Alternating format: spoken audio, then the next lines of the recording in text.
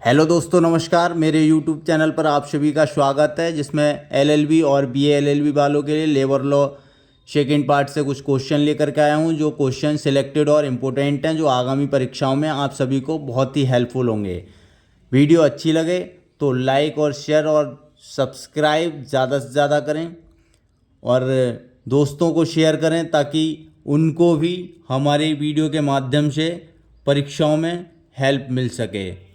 इसमें question discuss करेंगे। हड़ताल एवं तालाबंदी में अंतर, जबरी छुट्टी, छटनी के कारण और जीवन निर्वाह मजदूरी। चलिए लास्ट तक इस वीडियो में बने रहें, क्योंकि वीडियो में बहुत ही मज़ा आने वाला है। चलिए, जैसा कि आप देख पा रहे हैं, पहला क्वेश्चन है तालाबंदी, हड़ताल एवं तालाबंदी में अंतर। चलिए, हड़ताल क्या होता है आप जानते ही होंगे। जैसा कि आम बोलचाल की भाषा में हड़ताल की जाती है श्रमिकों की तरफ से, जब उनकी शर्तें पूरी नहीं होती। और तालाबंदी की जाती है नियोजकों, यानी कि जो कंपनी के संस्थापक होते हैं उनकी तरफ से, क्योंकि जब उनके हित में काम नहीं होता है तो वो हड़ताल करते हैं। चलिए मैं पूरी तरह से डिस्कस करता हूँ क्वेश्चन को। हड़ताल एवं तालाबंदी में अंतर कीजिए। हड़ताल एवं तालाबंदी में निम्न अंतर हैं। नंबर 1 है हड़ताल श्रमिकों द्वारा की जाती है, जबकि तालाबंदी नियोजकों द्वारा की जाती है। नेक्स्ट, हड़ताल श्रमिकों के हित के लिए होती है, जबकि तालाबंदी श्रमिकों के हित के लिए होती है। चलिए,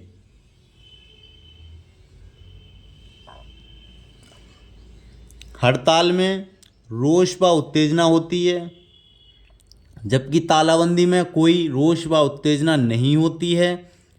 चलिए, हड़ताल में श्रमिक यह प्रयास करते हैं कि कोई भी श्रमिक काम पर ना आए, जबकि तालाबंदी में श्रमिक यह प्रयास करते हैं कि सभी श्रमिक काम पर आएं। चलिए, 5 नंबर इसकी हेडिंग है, हड़ताल में नियोजक यह चाहता है कि श्रमिक काम पर आए, परंतु श्रमिक काम पर आना नहीं चाहते, जबकि तालाबंदी में श्रमिक आना चाहते हैं परंतु नियोजक काम पर नहीं आने देते हैं। चलिए,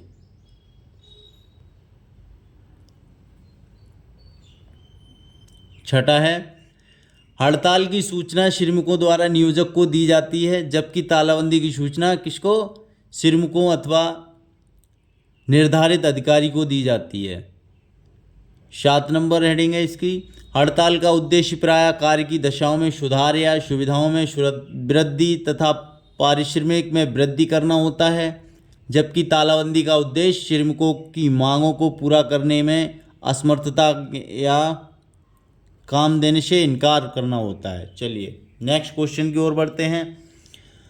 जबरी छुट्टी क्या है? ये देख पा रहे हैं आप, जबरी छुट्टी सॉरी, जबरी छुट्टी क्या है? जबरी छुट्टी श्रमिकों के सामान्य काम के घंटों के दौरान उपस्थित होने पर कुछ कारणों से नियोजक काम नहीं देता। मूलधारा 2 में काम पर से लौटाने की परिभाषा इस प्रकार है, किसी ऐसे कर्मकार को जिसका नाम मास्टर रोल पर दर्ज है और चलिए जिसकी छटनी नहीं हुई है, कोयले, विद्युत शक्ति या अन्य सामग्री की कमी, स्टॉक या अभाव, यंत्र भंग होना, कारण प्राकृतिक विपदा या अन्य संबंधित या किसी कारण से खान के मामले में ऐसी जबरी छुट्टी अग्निवाड़, प्रज्वलनशील गैस या विस्फोटक के कारण हैं।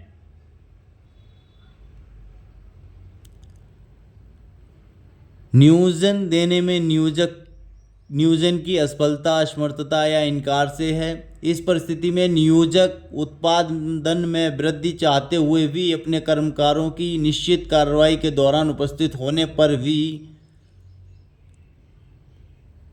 कुछ कारणों से काम देने में विफल रहता है।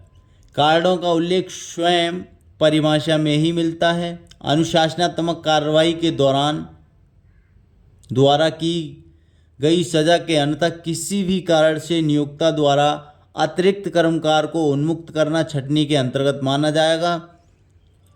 चलिए, छंटनी के कुछ कारण भी हैं जो इसमें तो नहीं दिए हुए हैं, बट मैं बताता हूँ। छंटनी जैसे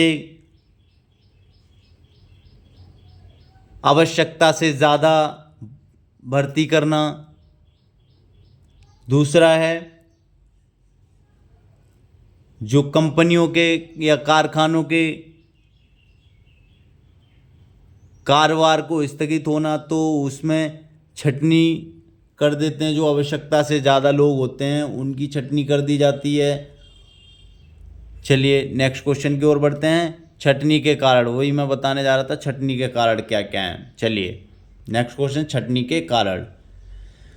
छंटनी के कारण क्या हैं, जैसा कि आप देख पा रहे हैं। छंटनी के कारण नंबर 1, श्रमिकों की नियुक्ति आवश्यकता से अधिक होने पर, कच्चे माल में कमी होने पर, अनावश्यक विभागों की समाप्ति पर।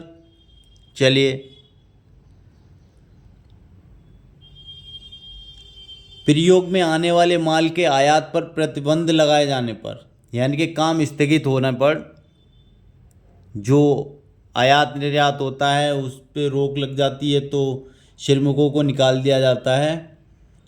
और विवेकीकरण के परिणाम स्वरूप। चलिए, ये कुछ हमारे छंटनी के 5 कारण हैं। छठा ये है, ये जबरी छुट्टी श्रमिकों की 45 दिन बाद छंटनी करना। चलिए, जीवन निर्वाह मजदूरी की विवेचना कीजिए। जो जीवन निर्वाह मजदूरी है उसकी विवेचना, चलिए डिस्कस करते हैं इस क्वेश्चन को। जीवन निर्वाह मजदूरी, जीवन निर्वाह सबसे उचित वेतन स्तर को दर्शाता है। यह उचित वेतन से अधिक होता है जिसके ऊपर फिर कोई भी वृद्धि राष्ट्रीय अर्थव्यवस्था के लिए लाभकारी नहीं होती है। यह वेतन स्तर वृद्धि की चरम सीमा है। अर्थव्यवस्था की विकसित अवस्था में श्रमिक की बढ़त हुई है। आवश्यकताओं को पूरा करने के लिए इतना वेतन दिया जाता है कि वह एक सभ्य समाज में सभ्य नागरिक की भांति सुखमय जीवन व्यतीत कर सके।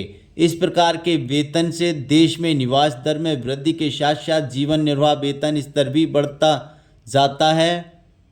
चलिए, ये थे हमारे 3 से 4 क्वेश्चन जो बहुत ही इंपॉर्टेंट सिलेक्टेड क्वेश्चन है। अगर आप इनको हमारी वीडियो वॉच करके बार बार रिपीट करके देख लेंगे तो मैं गारंटी से कह सकता हूं कि आपको आगामी परीक्षाओं में बहुत ही हेल्पफुल होंगे जो एलएलबी और वीएलएलबी के छात्र हैं। चलिए मिलते हैं नेक्स्ट वीडियो में, तब तक के लिए take care, till then bye bye, जय हिंद।